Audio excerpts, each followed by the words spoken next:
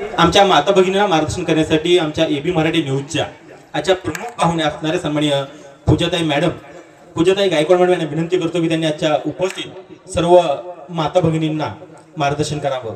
कारण खऱ्या अर्थानं जर महिला पुढे गेली तर घर पुढे जातं, हे आपण गावगाड्यामध्ये अनेक ठिकाणी पाहिले. तर आमच्या सर्व माता भगिनींसाठी आपण मार्गदर्शन करावं.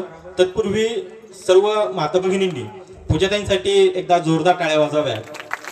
कारण एका ग्रामीण भागामधून पत्रकारितेच्या माध्यमातून महाविद्यालयीन शिक्षण घेत असताना, पदव्युत्तर शिक्षण घेत असताना आपल्या वक्तृत्वाची अनेक वेळा छाप त्यांनी सोलापूर विद्यापीठामध्ये पाडली.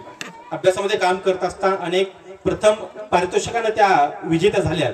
आणि एवढं सगळं असताना सुद्धा आज ही त्यांची ग्रामीण भागातील शेतकऱ्यांची, कष्टकऱ्यांची जी काही नाळ जुळली गेली आहे, ग्रामीण भागातील शेतकऱ्यांचे काही प्रश्न आहेत त्या युट्यूबच्या माध्यमातून अनेक चांगल्या पद्धतीने सोडण्याचा प्रयत्न केला. आणि हे सगळं करत असताना आपण माणूस म्हणून कसं जगलं पाहिजे त्याचं मार्गदर्शन आज महिलांसाठी करतायत. मी पूजाताईंना विनंती करतो तिने आजच्या व्याख्यानाला सुरुवात करावी. एबी मराठी न्यूजच्या सहसंपादिका सन्माननीय पूजाताई गायकवाड मॅडम. नमस्कार. सर्वात प्रथम आयोजकांच्या परवानगीने आणि फेटे बांधणारे जे दादा आहेत त्यांच्या परवानगीने हा फेटा थोड्या वेळ काढून ठेवते. कारण अगदी आम्ही साधी माणसं आहे आणि हा जो सन्मान आहे आता बरं वाटतंय. तर आज राजमाता जिजाऊ यांची जयंती आहे, त्याच सोबत स्वामी विवेकानंद यांचीही जयंती आहे. या दोन्ही थोर व्यक्तिमत्वांना आधी विनम्र अभिवादन करते. त्याचबरोबर राजमाता जिजाऊ महिला ग्रामीण बिगर शेती सहकारी पतसंस्था जी आहे त्यांचा आज 12वा वर्धापन दिन आहे, त्यामुळे त्यांना खूप खूप शुभेच्छा. त्याचबरोबर पंढरपूर कार्यक्षेत्रात ते पदार्पण करतायत त्याच्यासाठीही शुभेच्छा. आज व्यासपीठावर उपस्थित असणाऱ्या प्रमुख पाहुण्या श्री विठ्ठल सहकारी साखर कारखान्याच्या व्हाईस चेअरमन प्रेमलता रोंगे मॅडम आहेत, त्याचबरोबर अवंती पाटील मॅडम आहेत. त्याचबरोबर व्यासपीठावर बसलेल्या सगळ्या तर सुरुवात करते. खरं तर झाडं जी असतात ती, काही झाडं जी असतात ती फुलांची झाडं असतात, काही झाडं ही फळांची झाडं असतात आणि काही झाडं जी असतात ती फक्त सावली देत असतात. फुलांची झाडं म्हणजे काय? आपल्या घरातली जी छोटी छोटी मुलं असतात, अगदी निरागस मुलं, ती फुलांची झाडं असतात. आणि फळांची झाडं म्हणजे जी घरातली कुटुंबातील कर्तबगार तरुण मंडळी असते, जी कमावती मंडळी असते, त्यांना आपण फळांची झाडं म्हणतो.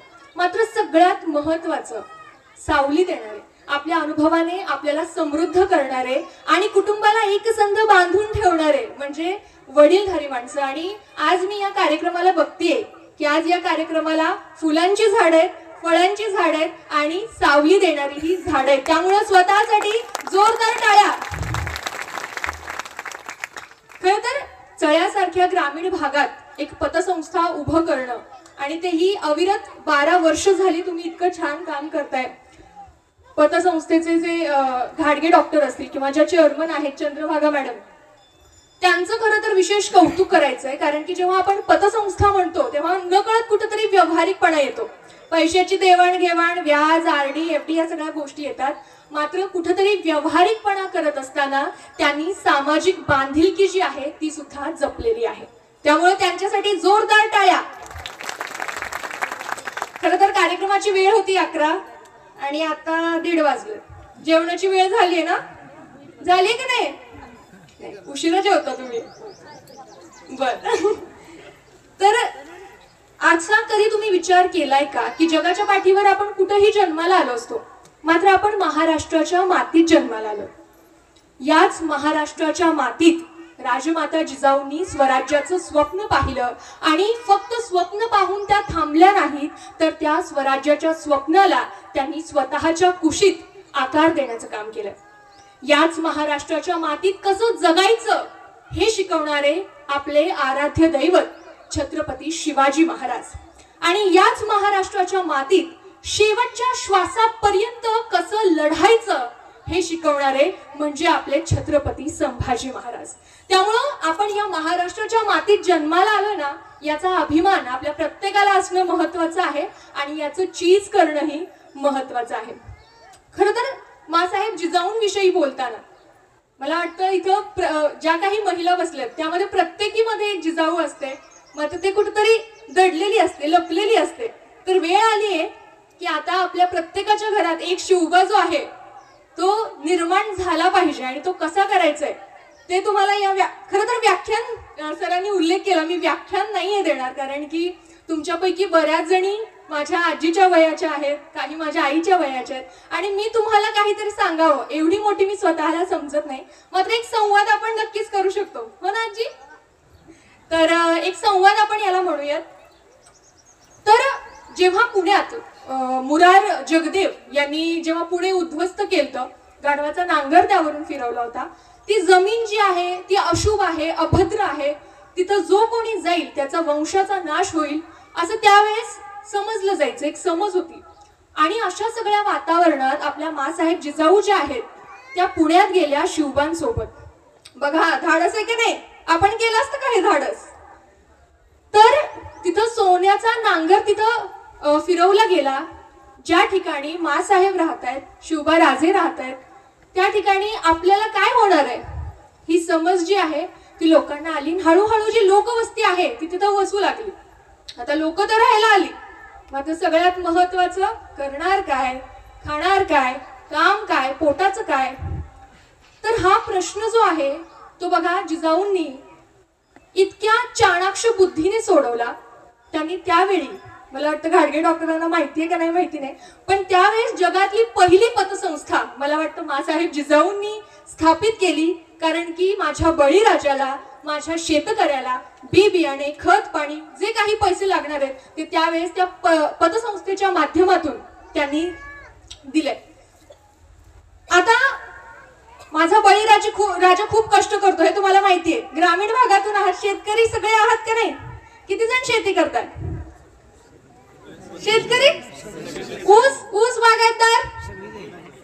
तर आता घाम गाळलाय माझ्या बळीराजानं आणि रान जे आहे, शिवार जे आहे ते हिरवगार झाले, शेतात कणसं आलेत, मकेचे असतील काय असतील, छान डौलदार पीक आले. मात्र आता आणखीन एक प्रश्न जो आहे तो आता निर्माण झाला. रानगवे जे असतात त्यांनी हायदोस माजला आणि त्यामुळं उभं पीक जे आहे ते जमीनदोस्त होऊ लागलं. मोठा प्रश्न होता आणि याचं काहीतरी निकाल लावणं गरजेचं होतं. त्यावेळेस मासाहेबांनी एक फरमान काढलं, जो कोणी रानगव्याची शिकार करेल त्याला एक सोन्याचं कड दिलं जाईल. आता हे फरमान एकच आहे, मात्र यानं दोन गोष्टी झाल्या. रानगवे जे असतात, जी तरुण मंडळी आहे त्या लोकवस्तीतून एकदम तडफदार धाडशी अशी तरुण मंडळी पुढे आली आणि रात्रभर जागून ते पहारे देऊ लागले आणि त्या रानगव्यांची शिकार करू लागले. त्यामुळे काय झालं, रानगव्यांचा जो प्रश्न होता तो तर मिटला, मात्र स्वराज्यासाठी लागणारे जे तडफदार धाडशी तरुण होते ते सुद्धा पुढे आले. एके रात्री 1:30 वाजलेले असतात रात्रीच्या आणि 4-5 तरुण जे आहेत ते लाल महालाच्या बाहेर आलेले असतात. पहारेकऱ्यांना म्हणतात, आम्हाला मासाहेबांना भेटायचंय जी. पहारेकरी म्हणतो, अरे रात्रीच्या 1:30 वाजले, तुम्ही सकाळी या. नाही म्हणतो, आम्ही मासाहेबांना भेटल्या बिगर जाणार नाही, आणि शिकार घेऊन आलेले असतात. ही जी कुजबूज असते ती मासाहेब जिजाऊंच्या कानांवर पडलेली असते. मासाहेब थेट बाहेर येतात. काय रे पोरानो, काय झालं? त्यातील एक मुलगा जो तरुण असतो तो पुढे येतो आणि म्हणतो, मासाहेब आम्ही शिकार केली. मग मासाहेब म्हणतात, अरे शिकाराचं शेपूट जरी आणलं असतं तरी चाललं असतं की. होय अहो मासाहेब, ध्यानातच आलं नाही बघा. तो तरुण काय म्हणला, ध्यानातच आलं नाही, उत्सुकतेत तसंच आलं. आणि हे सगळं झाल्यानंतर मासाहेब म्हणाल्या, पोरा जर सकाळी आला असतास तर आम्ही तुला सोन्याचं कडं दिलं नसतं का रे? त्यावर तो तरुण म्हणाला, सोन्याचं कडं नकोय मासाहेब, सोन्याचं कडं नकोय, फक्त तुमची कौतुकाची थाप पाठीवर पडू द्या, मग बघा मी काय करतो. आणि तो तरुण कोण होता माहितीये? तानाजी मालुसरे. त्या दिवसापासून अखंडपणे स्वराज्यात सामील झाले आणि शेवटच्या श्वासापर्यंत स्वराज्यासाठीच लढले. तर असा इतिहास, असा पराक्रम आपल्याला लाभलाय आणि कुठेतरी आपण त्याच्यातून ज्ञान घेणं किती महत्वाचं आहे हे आपल्या सगळ्यांना माहिती. माहिती आहे, पण ते करणं आणि त्याच्यासाठी ऍक्शन घेणं खूप महत्वाचं आहे. आता जिजाऊ या एक श्रेष्ठ आई आहेत आणि आपण प्रत्येकाने कुठेतरी, मी सुद्धा अभिमानाने सांगते की माझ्या मुलाचं नाव मी शिवबा ठेवलंय. जेवढं का होईना, आपण आपल्यात जेवढी क्षमता आहे ना तेवढा आपण प्रयत्नही करू नये का? आपण प्रत्येकाने प्रयत्न जो आहे तो केला पाहिजे. खरं तर आईचं त्याग जे असतं, आता ही वडीलही आहेत, मात्र आजचा विशेष कार्यक्रम महिलांसाठी आहे म्हणून नाराज होऊ नका बरं का दादांनो. तर आईचं प्रेम किंवा आईचा जो त्याग असतो ना तो खूप मोठा असतो. बातमी क्षेत्रात मी काम करते, पत्रकार आहे. तामिळनाडूमध्ये एक घटना घडली बघा. प्रेमा सेल्वम असं त्या महिलेचं नाव होतं. आता बघा, जेव्हा ज्या काही आत्महत्या होत असतात, शेतकरी आत्महत्या म्हणा किंवा काय, त्यामध्ये पुरुष जे असतात, पुरुष शेतकरी जे असतात त्यांचं प्रमाण जास्त. मात्र महिला शेतकरीने आत्महत्या केली असं जे आहे ते आकडे थोडेफार कमी वाटतील. मला तर वाटतं खूपच कमी असतील, कारण की महिला या खंबीर असतात आणि महिलांना एक गोष्ट माहिती असते की जर आपण गेलो तर आपल्या मुलांचं काय हाल होणार आहे ते तुम्हाला सगळ्यांना माहिती असतं. तर या ज्या प्रेमा सेल्वम होत्या, त्यांचे जे पती होते त्यांनी आत्महत्या केली होती आणि 3 मुलं त्यांच्या सोबत होती. वीटभट्टीवर कामाला जायच्या, रोजंदारीवर दिवसाला 200 रुपये मिळायचे. कसं तर भागत होतं. एके दिवशी इतक्या आजारी पडल्या, तापानं फणफणत होत्या आणि त्या दिवशी त्या कामाला जाऊ नाही शकल्या. मुलं खेळून बाहेरून घरात आली आणि आईला म्हणाली, आई आम्हाला खूप भूक लागली ग. घरात अन्नाचा एक दाणाही नव्हता, बाजार नव्हता आणि अंगावर गहाण काहीतरी टाकावं एवढा दागिनाही नव्हता. त्या आईला काय वाटलं असेल, या जीवनाचा काय अर्थ जर मी माझ्या लेकरांना 2 वेळचं जेवण घालू शकत नसेल. तिच्याही मनात न कळत आत्महत्येचा विचार आलाच असेल, मात्र तिने आत्महत्या केली नाही. खूप धडपडत होती, मी काय करू जेणेकरून मी माझ्या मुलांना जेवण जे आहे पोट भरून खाऊ घालू शकेन. असाच विचार करताना डोक्यावरचा हात केसात गेला आणि महिला थेट बाहेर गेली. केस कापले, केस बाजारात विकले, त्यातून 150 रुपये मिळाले आणि त्या 150 रुपयातून तांदूळ, डाळ जे काही आहे ते विकत घेतलं, स्वयंपाक केला आणि जेव्हा त्या तान्ह्या बाळांना, त्या पोरांना ती जेवू घालत होती तेव्हा त्या माता माऊलीला काय वाटलं असेल हे तुमच्यापैकी बऱ्याच जणांना माहिती असेल. त्यामुळं आईचा त्याग हा सगळ्यात मोठा त्याग असतो आणि जी कोणी इथं मंडळी आहे लहान त्यांच्यासाठी विशेष, आई वडिलांना कधीच दुखवायचं नाही. कारण की आई तर आपल्याला 9 महिने सांभाळतच असते, ते आहेच. 9 महिने जास्त अटॅचमेंट आपली आई सोबत असते. मात्र त्यांचे जे कष्ट आहेत, वडिलांचे जे कष्ट आहेत, आई सांगते तर आपल्याला, बोलून दाखवते तर अनेक व्याख्यानांमध्ये आईचं जे माया आहे, ममता आहे ते सांगितले जाते. मात्र वडील जे आहेत ते कधी दाखवत नाहीत. मी हे केलं, कधी आपुलकीनं बाहेर शिकणाऱ्या मुलाला फोन केला तर वडील काय म्हणतात, पैसे आहेत का रे? कारण की आर्थिक अर्थकारण जे आहे ते त्यांना बघायचं असतं. तर आज या निमित्तानं, कार्यक्रमाच्या निमित्तानं मला वाटतं या भागात, ग्रामीण भागात इतकी चांगली संधी जी आहे ती डॉक्टर घाडगे डॉक्टर असतील किंवा मॅडम असतील त्यांनी निर्माण केली आणि याचा फायदा जितका होईल तितका तुम्ही घ्यायला हवं. कारण की व्यावहारिकपणा जर तुम्ही शिकला नाहीत तर मग काय अर्थ नाही. कारण की आज आपण 21व्या शतकात जगतोय, डिजिटलायझेशनचा एरा आहे. सगळं मोबाईलवर असतंय ना. मोबाईल कोण बघतंय? मोबाईल नाहीत काय? स्टेटस बिटस बघत नाही का? तर डिजिटलायझेशनच्या युगामध्ये आर्थिकदृष्ट्या सक्षम असणं किती महत्वाचं आहे ते सुद्धा आपल्याला माहित असणं गरजेचं आहे. खरं तर एक महाराज असतात बरं का, जप तप करणारे महाराज, आणि त्यांच्या इकडे दूध वाढायला एक गवळण येत असते. त्या गवळणीचं एवढं वैशिष्ट्य असतं की ती आता आपल्याकडे जर गवळी वाढायला आले दूध तर 1 लिटर जर असेल तर आगाव जरा जास्त देतात की नाही? तुमच्या इकडे देतात का नाही? थोडा आगाव. काय आनंद असतो काय माहिती, फुकटच असते म्हणून नसते काय की आनंद. पण ही जी गवळण असते ती वेगळी, ती काटेकोरपणे एक ठिपकाही जास्त जाणार नाही याची दक्षता घेत असते.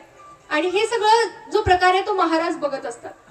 तर एके दिवशी काय होतं, रोजच्या प्रमाणे ही गवळण जी आहे ती येते, दूध वाढते आणि तेवढ्यातच एक छोटं बाळ पळत पळत येतं आणि म्हणतं, मावशे दूध देते का?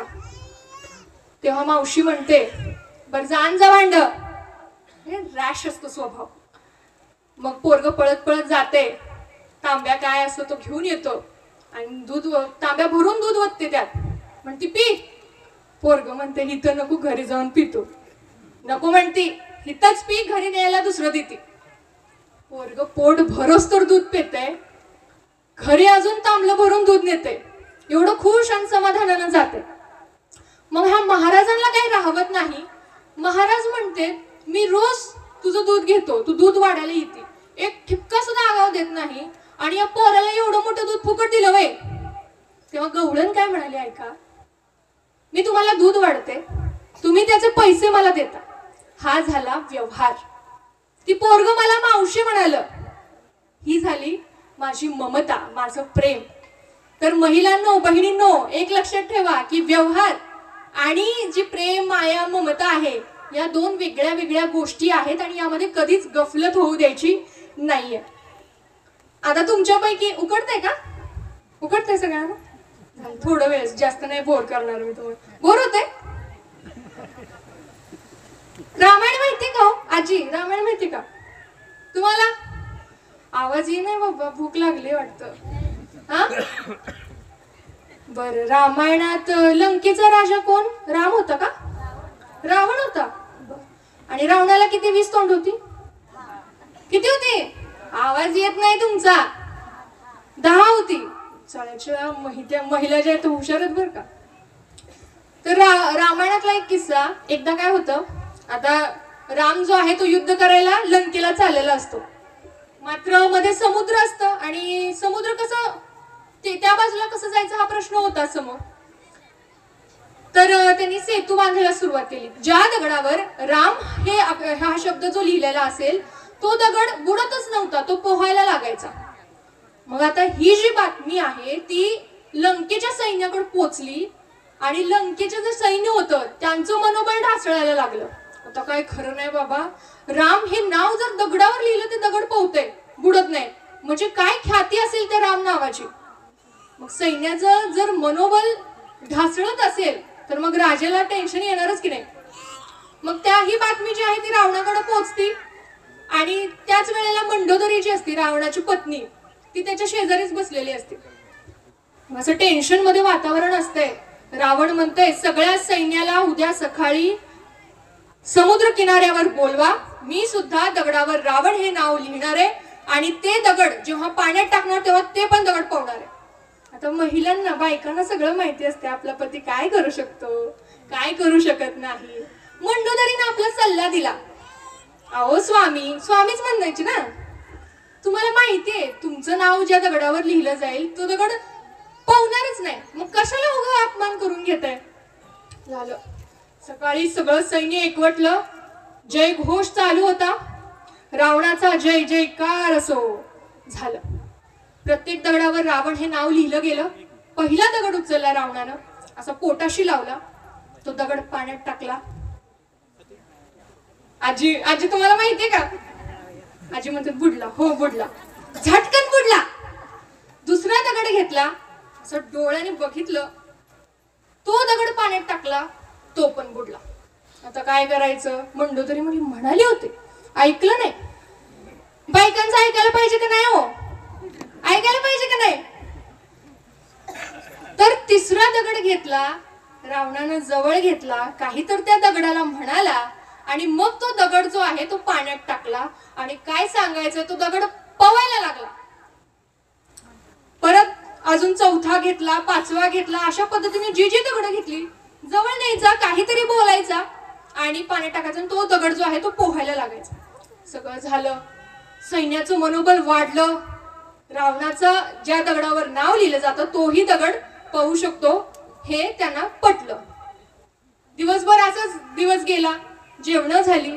रात्री मंडोदरी बसली होती विचार करत. आता महिलांचं कसं असतं बघा, एक क्युरिओसिटी असते त्यांच्यामध्ये. एखाद्या गोष्टीचा जर छडा लावायचा असेल मग महिला म्हणजे स्वस्थ बसू शकत नाही. मग मंडोदरीचं जे होतं ते पण असंच होतं. त्यामुळे कुठेतरी काय म्हटलेत, जो रावण आहे तो त्या दगडाला असं काय म्हटला की तो दगड पवला, असं ती उत्सुकता होती तिला जाणून घेण्याची. मग रावण आला. मंडोदरी म्हणाली, खरं खरं सांगा, खरं खरं सांगा, तुम्ही त्या दगडाला काय म्हणाला? अगं नाही मंडोदरी, असं नाही काय, मी पहिला दगड घेतला तो बुडला, दुसरा दगड घेतला तो बुडला, तिसरा घेतला आणि तो पवायला लागला, परत सगळेच पवायला लागले. नाही म्हटले, तुम्ही मला खरं खरं सांगा. आता महिलांनी जर काही गोष्ट विचारली, बघा स्त्री हट्ट आणि बाल हट्ट हा पुरवावाच लागतो. तुम्हाला माहितीये ना इथल्या मंडळीला, नाही पुरवला की मग मौन उरत, उपास तापास सुरू झालेच बघा. मग रावणाला हे सगळं माहिती होतं. मग रावण म्हटला, अगं सैन्याचं जाऊ दे काय नाही, पण पत्नी समोर तरी निदान अपमान होऊ नये म्हणून मी त्या दगडाला म्हणालो, दगडा पव, तुला रामाची शपथ आहे. आणि तो दगड जो आहे तो पवला.